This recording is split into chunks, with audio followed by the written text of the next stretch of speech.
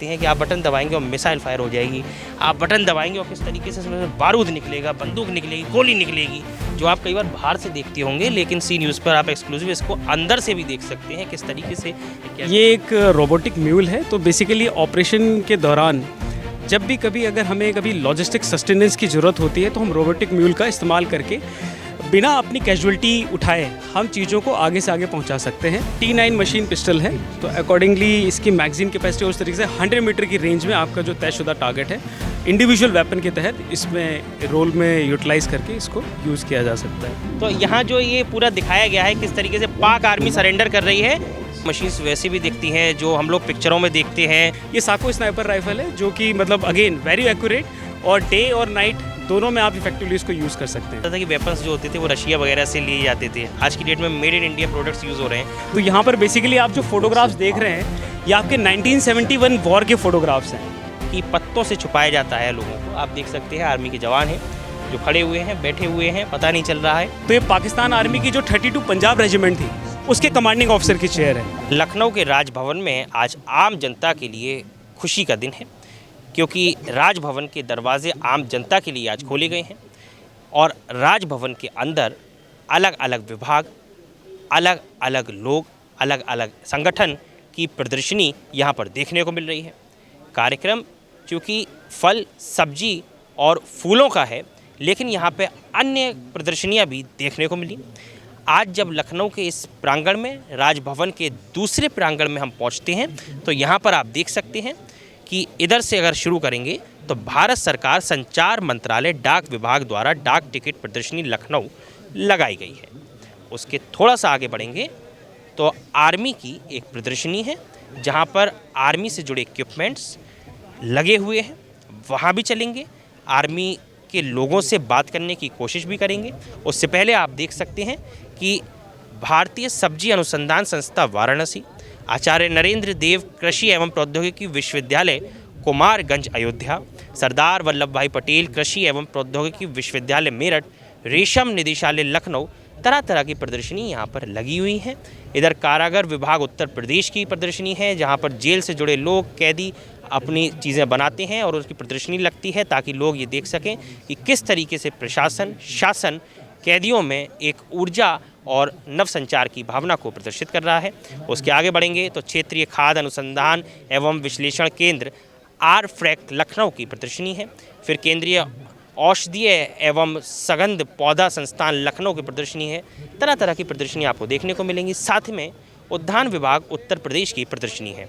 अब आगे अगर बढ़ें तो कुछ और चीज़ों के ज्ञान को भी एकत्रित करने की कोशिश करेंगे। ये ब्रह्मोस्त्र मिसाइल है। इस पूरे प्रांगण में आप देख सकते हैं कि आर्मी की जो चीज़ें हैं, जो मेड इन इंडिया चीज़ें हैं, मेक इन इंडिया चीज़ें हैं, उनको किस तरह से बढ़ावा दिया जा रहा है।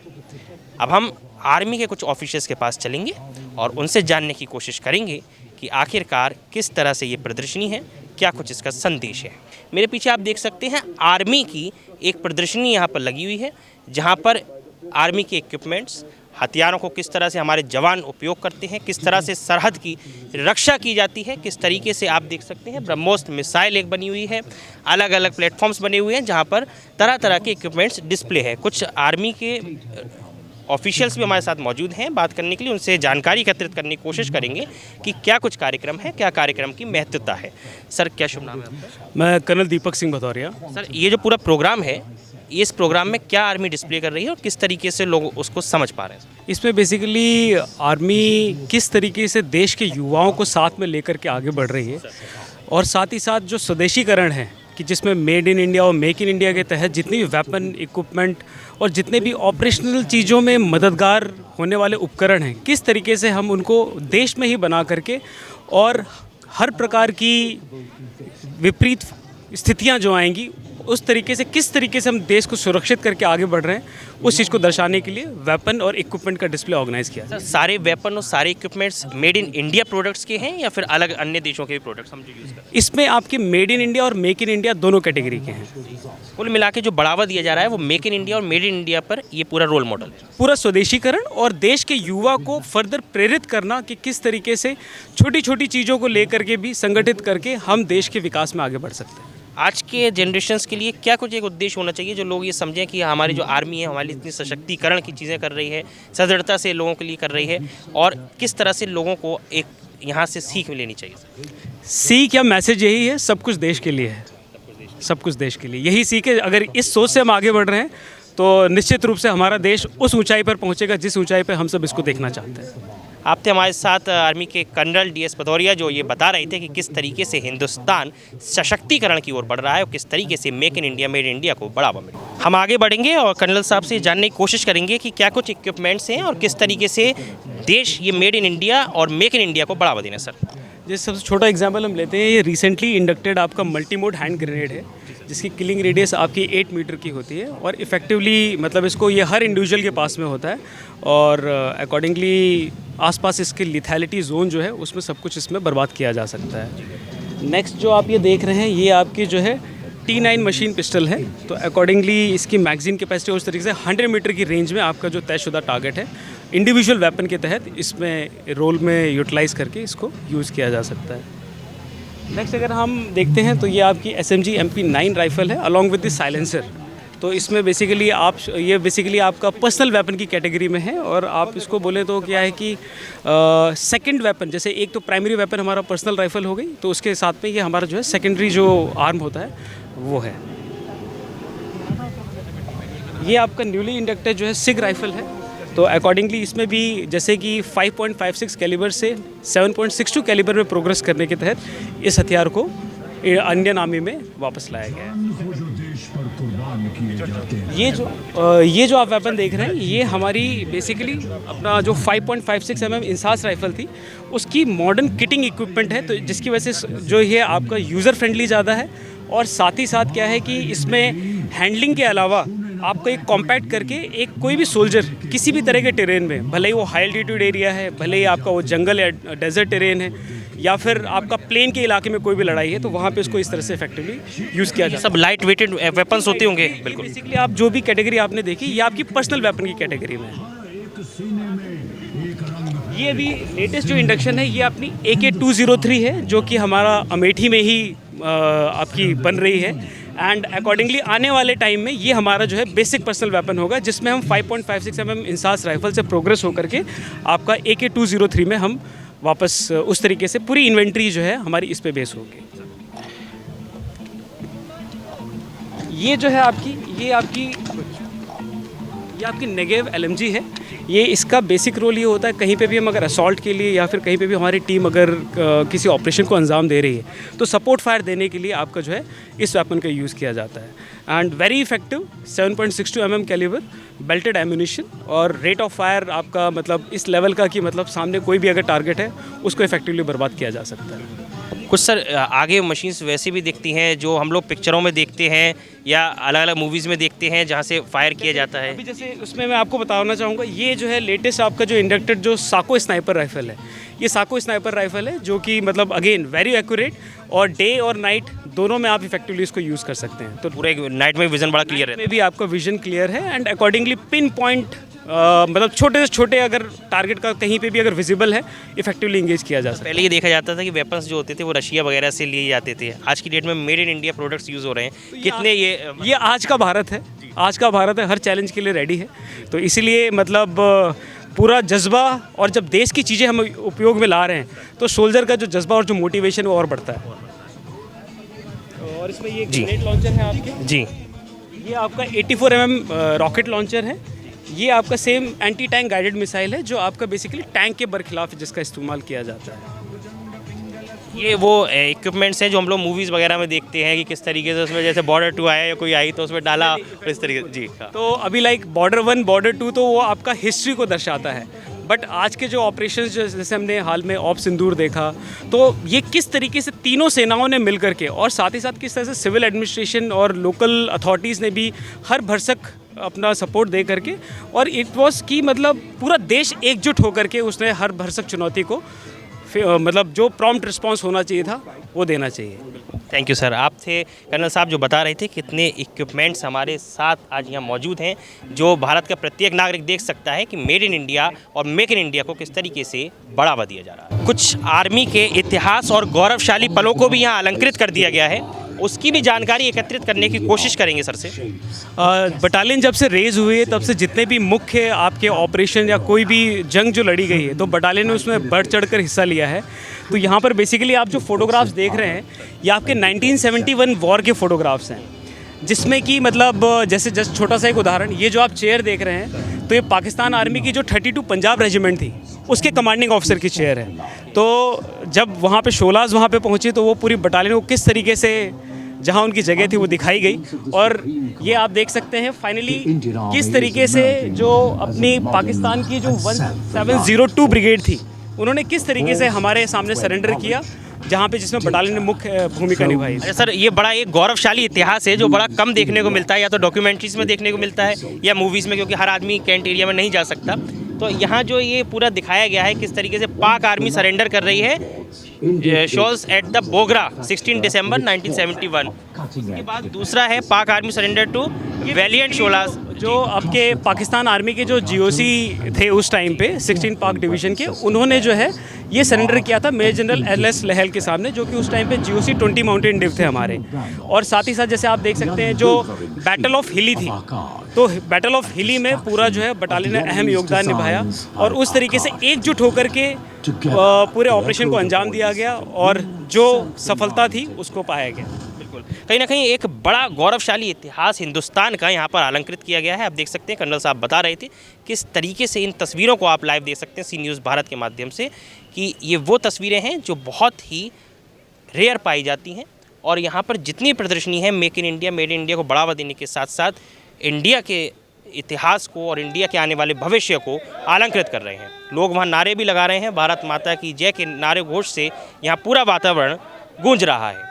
सर, एक ये रोबोटिक कुछ देखने को मिल रहा है क्या? ये एक रोबोटिक म्यूल है। तो बेसिकली ऑपरेशन के दौरान जब भी कभी अगर हमें कभी लॉजिस्टिक सस्टेनेंस की ज़रूरत होती है तो हम रोबोटिक म्यूल का इस्तेमाल करके बिना अपनी कैजुअलिटी उठाए हम चीज़ों को आगे से आगे पहुंचा सकते हैं फाइटिंग ट्रुप्स के पास। हम रख सकते हैं ये एग्जैक्टली ये इसका आप देख रहे हैं, ये पूरा जो लोड कैपेसिटी इसकी है। और साथ ही साथ इसमें और बाकी इनोवेशन भी हैं जिसमें आप जो है इसके ऊपर जो है ऑटोमेटिक गन्स वगैरह को भी माउंट कर सकते हैं और बिल्कुल एनिमी से क्लोज जा करके इफेक्टिव फायर डाल करके भी बर्बाद किया जा सकता है टारगेट को। अदरवाइज लॉजिस्टिक सस्टेनेंस के तो हिसाब से आप देख ही सकते हैं। ऑल वेदर ऑल टेरेन में आपका जो है मतलब हर तरह की इलाकों में ये जो है इफेक्टिवली आपका बर्फीले इलाके होते हैं जहाँ पर इतनी बर्फ़ होती है। बिल्कुल बिल्कुल। तो उसमें बस ये है कि जो आपका एल्टीट्यूड का या फिर जो पहाड़ी का जो स्लोप है उसके ग्रेडियंट का ओनली रिस्ट्रिक्शन आता है, मगर ये है कि ये इफेक्टिवली हर इलाके में आपका इस्तेमाल किया जा सकता है।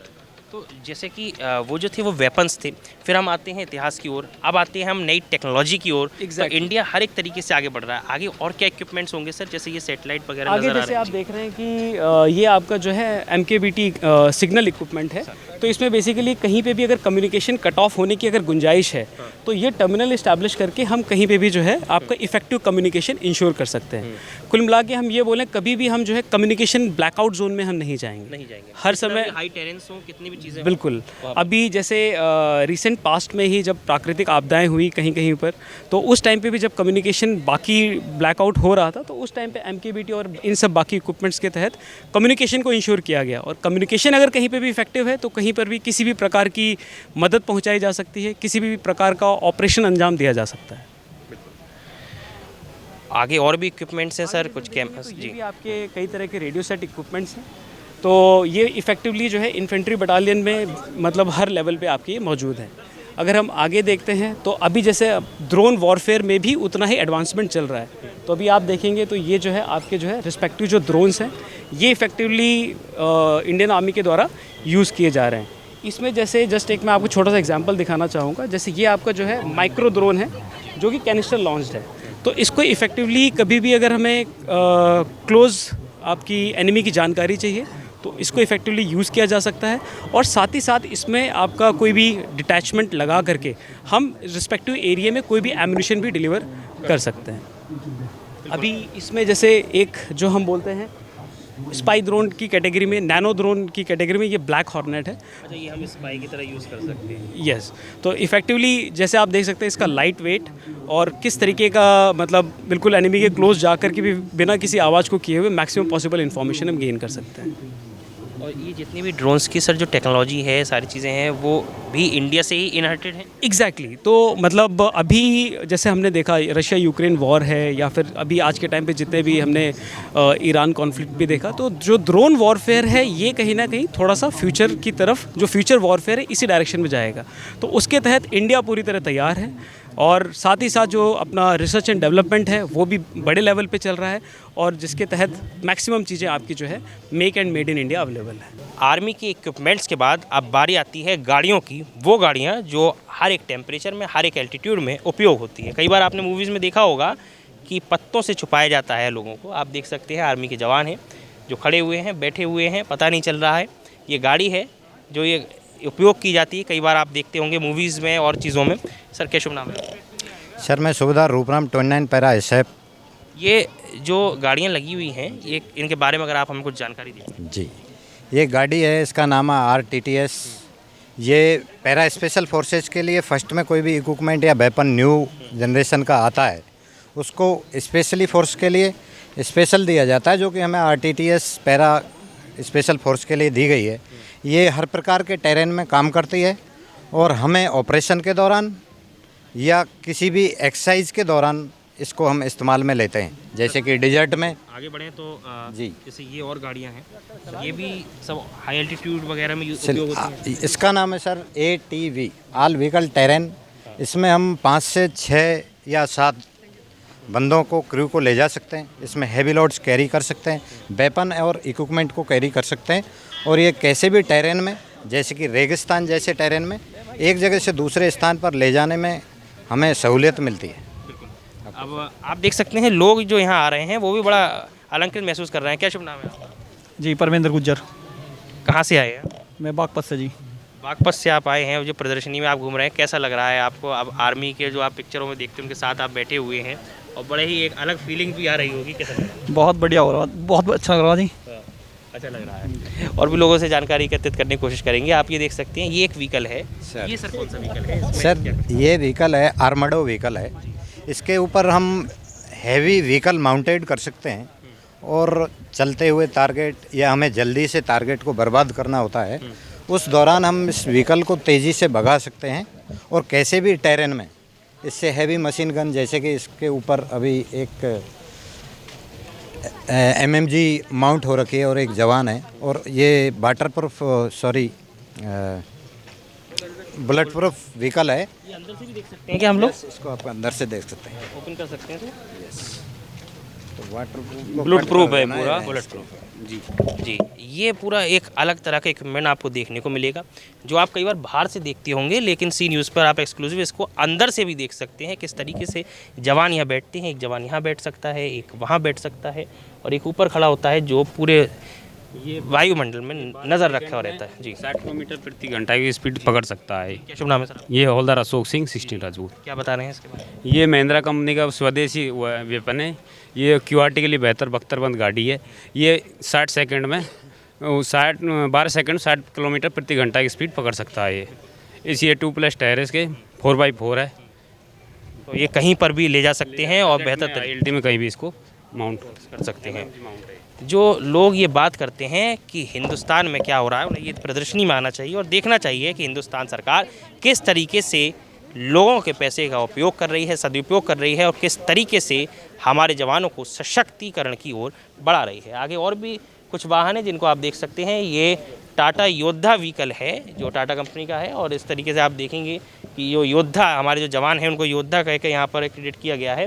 वो लोग खड़े हुए हैं और किस तरीके से नज़र बनाए हुए हैं, ये भी आप देख सकते हैं। आगे और भी व्हीकल्स हैं। तो कुल मिला के ये जो पूरी प्रदर्शनी है, ये सुसज्जित कर रही है हमारी भारत की सेना के उस सौरमंडल का, उस गौरव का, उस इतिहास का, जो ये बता रहा है कि मेक इन इंडिया और मेड इन इंडिया को किस तरीके से बढ़ावा दिया जा रहा है, और हिंदुस्तान की संरचना और संरक्षण के लिए हमारी सेनाएं तत्पर हैं।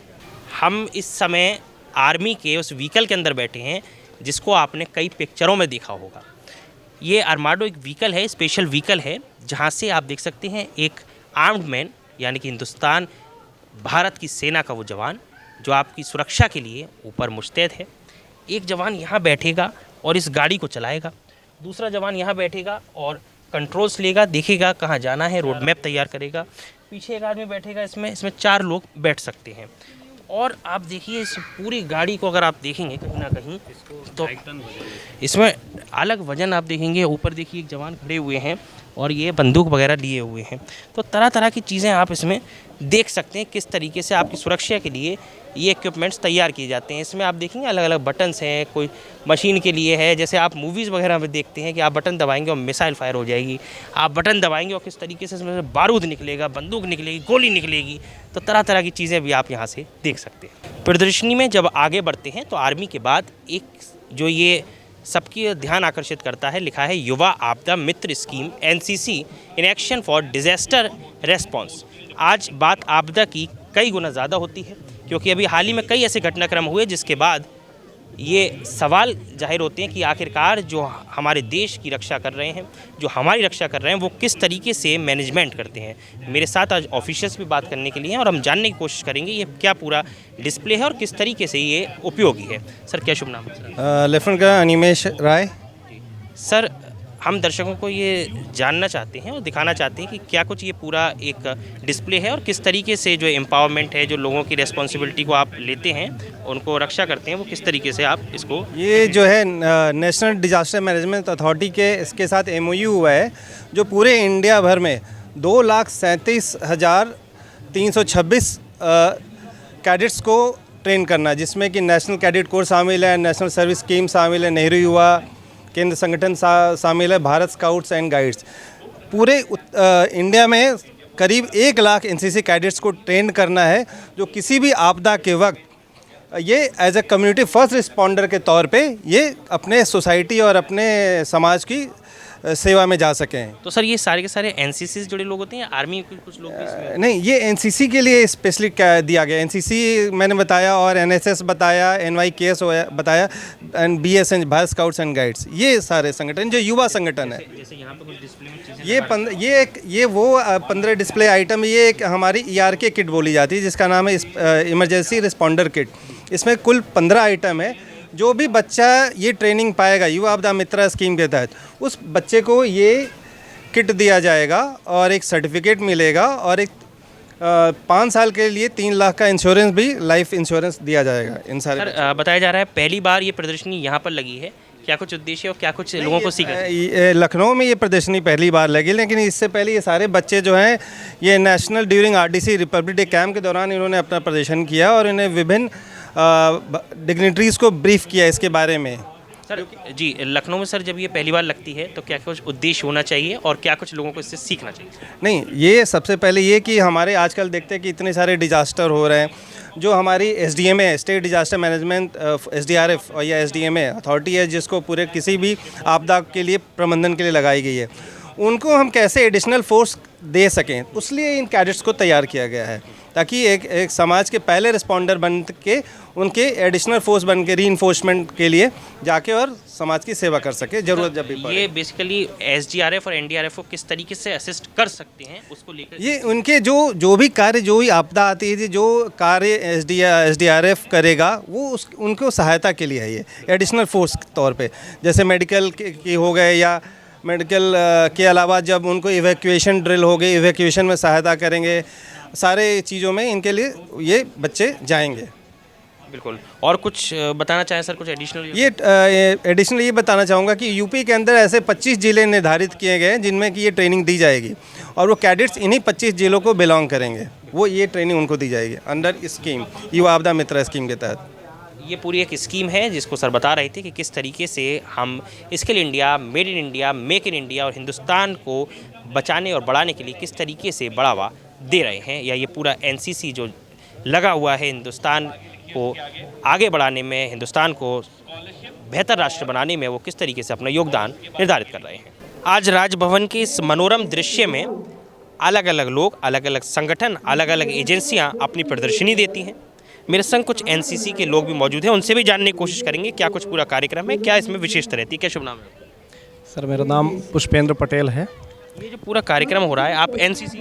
जी सर, हम NCC 63 UP NCC बटालियन से बिलोंग करते हैं और ये NCC के जो आज बच्चे RDC कैंप वगैरह में गए हुए थे, उनके लिए प्राइज़ डिस्ट्रीब्यूशन और मेडल डिस्ट्रीब्यूशन है, तो उसका भी प्रोग्राम है तो यहाँ। आप लोग किसी विभाग से भी जुड़े होंगे, प्रदेश के किसी पुलिस विभाग से या आर्मी विभाग आर्मी से हम लोग हैं जी सर। से? तो ये इसमें जो पूरे कार्यक्रम में लोग होते हैं वो आर्मी के लोग ज़्यादा होते हैं।